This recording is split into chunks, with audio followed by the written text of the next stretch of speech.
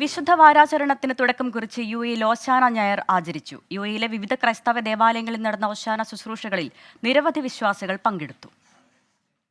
കഴുതപ്പുറത്തേറി ജെറുസലേമിലേക്കുള്ള യേശുക്രിസ്തുവിന്റെ എഴുന്നള്ളത്തിന്റെ ഓർമ്മ പുതുക്കി യുഎഇയിലും വിശ്വാസികൾ ഓശാന ഞായർ ആചരിച്ചു.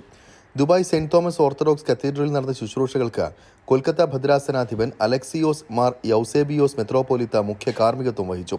ഇടവക വികാരി ഫാദർ ബിനീഷ് ബാബു, സഹവികാരി Father Jackson M John, Father Oommen Mathew, Father Peter Paul എന്നിവർ സഹകാർമ്മികരായി. ഇടവക trustee Shaji Punchakkonam, secretary Thomas Joseph, joint trustee Binu Varghese എന്നിവർ നേതൃത്വം നൽകി.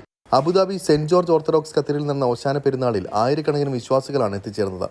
ശുശ്രൂഷകൾക്ക് ജോൺസൺ കല്ലിട്ടേതിൽ കോർ എപ്പിസ്കോപ്പ മുഖ്യ കാർമ്മികത്വം വഹിച്ചു. കത്തീഡ്രൽ വികാരി എൽദോ എം പോൾ, സഹവികാരി Mathew John, trustee Geevarghese Philip തുടങ്ങിയവർ നേതൃത്വം നൽകി. ക്രിസ്തുവിന്റെ കുരിശുമരണത്തിന്റെ പീഠാസഹനങ്ങളുടെ ഓർമ്മയിൽ തുടർന്നുള്ള ദിവസങ്ങളിൽ പ്രത്യേക നോമ്പ് പ്രാർത്ഥനകളും പെസഹ, ദുഃഖവെള്ളി, ഈസ്റ്റർ ശുശ്രൂഷകളും പള്ളികളിൽ നടക്കും. 24 ദുബായ്.